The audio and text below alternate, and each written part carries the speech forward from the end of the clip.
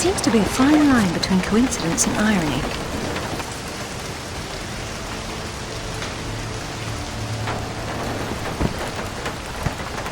You sure about that map?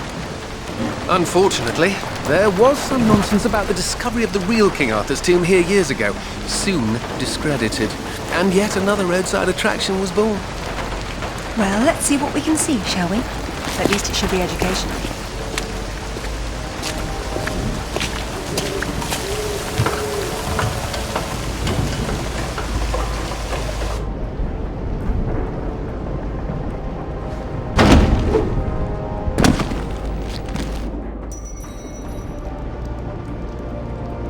Either housekeeping should be fired, or no one's been inside for months.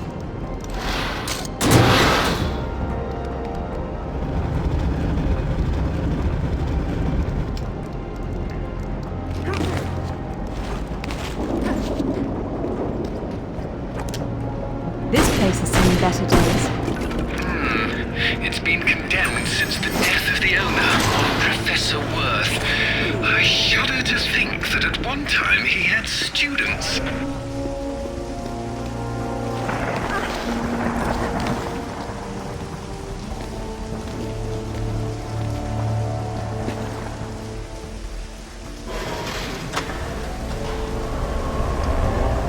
And we have power.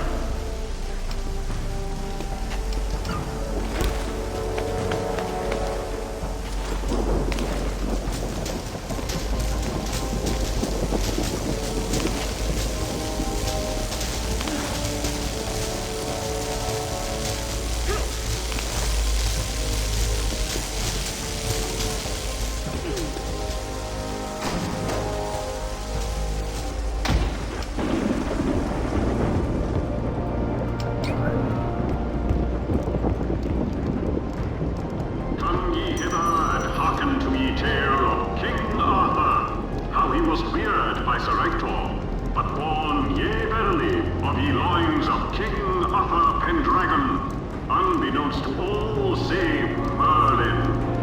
How ye wondrous wizard Merlin did bringeth ye boy Arthur to ye sword in ye stone, which no man has been able to lifteth.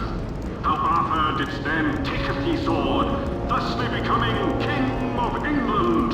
Thou too may attempteth to pull yon sword from yon stone, but wilt Merlin find thee kingly enough to enter the true King Arthur Museum?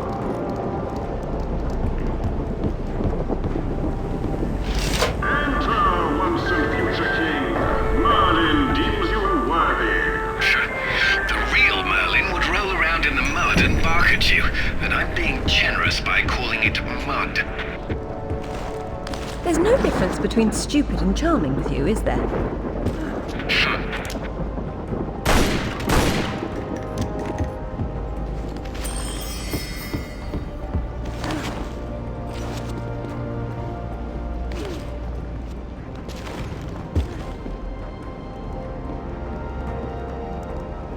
Thus didst King Arthur gather round his person ye greatest knights of ye realm, that they might be paragons of chivalry and virtue.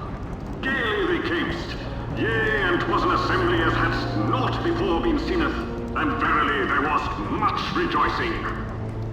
Hey, push the button again. It's like electroshock therapy for Alistair here.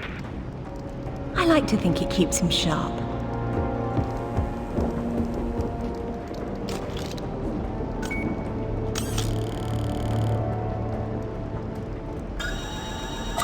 What a remarkable contraption. So that there would be no squabbling betwixt ye knights, Merlin bequeathed upon Arthur yon round table, which was the table neither square nor buttressed, but circular in form. 'Twas a symbol of unity and equality, and 'twas from whither Arthur's knights took their name, the Knights of the Round Table. I'm assuming you're taking notes. Yeah, verily.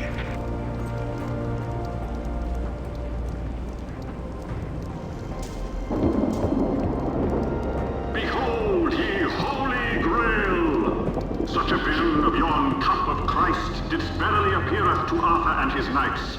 whereupon several amongst them didst quest for to find it anon. And they 'twere four, Lancelot, Galahad, Percival, and Bors. And yonder they journeyed, none e'er returning, though Galahad did see the Grail, and yea, his heart was gladdened muchly. How did they know he found it if he didn't return? Exactly!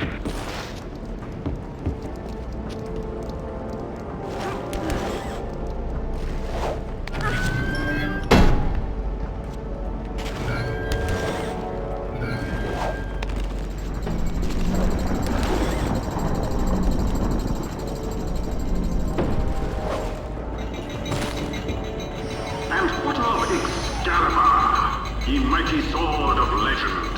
'Twas Merlin who did bring it Arthur to yon magical lake, wherein did dwell ye Lady of the Lake. And from her hand did Arthur take Excalibur. And yea, ye sword couldst ne'er be broken, for 'twas its magic. I'm confused.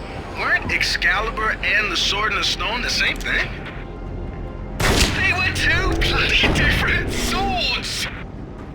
Now, Zip. That was too easy.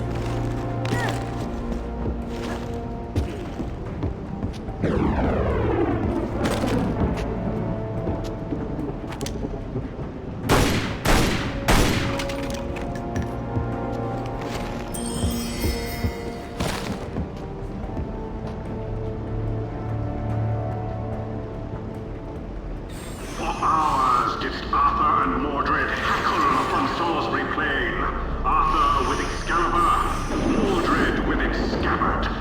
Then it was that both were disarmed, and Arthur did strike Mordred a fatal blow with the spear of Sir Bedivere.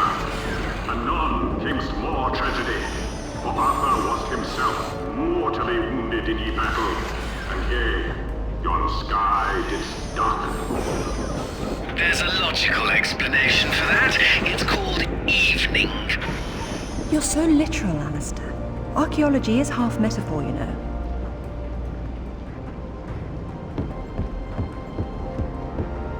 Then didst Merlin fall in love with Nimue, to whom he didst teacheth his magics. But ere long she didst use her magics against her lover, imprisoning him. Wherefore it was that when Arthur didst do battle with Mordred, Merlin couldst not protecteth him. It seemeth that oft times ye wisest of men canst maketh mistakes. It was his own fault, really. Never trust a woman? Don't believe in magic. Before he didst die, Arthur badest his knight Bedivere to returneth Excalibur to yon Lady of ye Lake. And lo, didst Arthur's body then slumber, and yea, it was borne away to Avalon, where it is said that from thither shall he someday returneth, to claimeth again his crown. Well, if he went to Avalon, then whose tomb's supposed to do it? Maybe the grunting Saxon or the Roman fascist that Alistair believes the whole legend was built around. This is where the truth behind the myth is supposed to be explained. It's been turned into a warehouse. Fitting.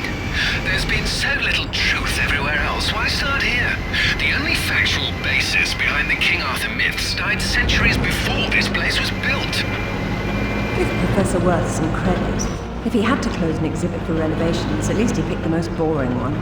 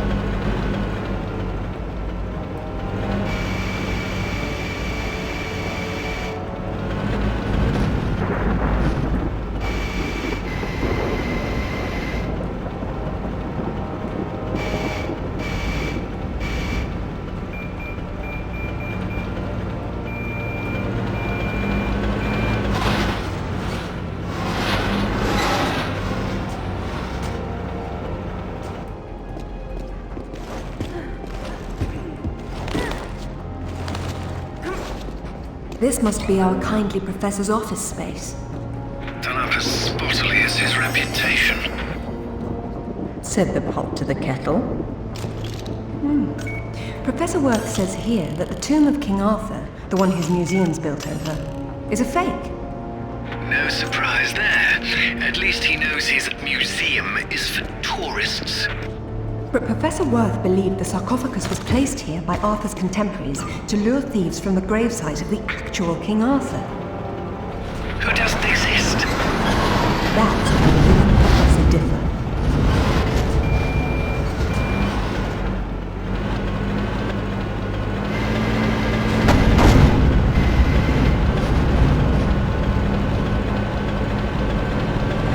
This definitely isn't Arthur's tomb.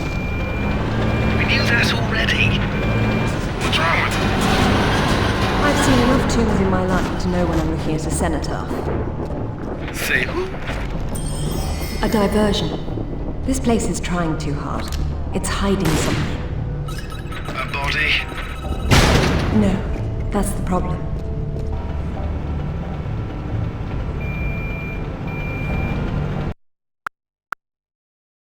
A diversion. This place is trying too hard.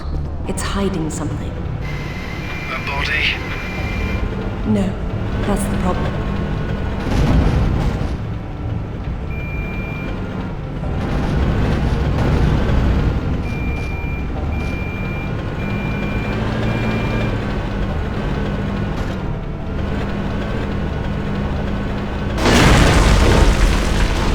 Now this is better. Nice. Be careful. You don't want to demolish anything important. Really, Alistair, I have a velveteen touch. But I'm glad to see you now think there may be something important here.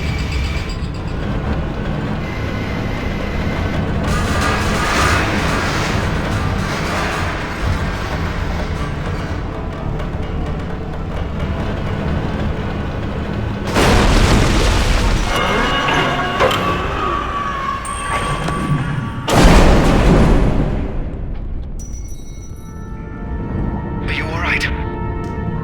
I decided to take the slow way down instead. Should have told that to the forklift.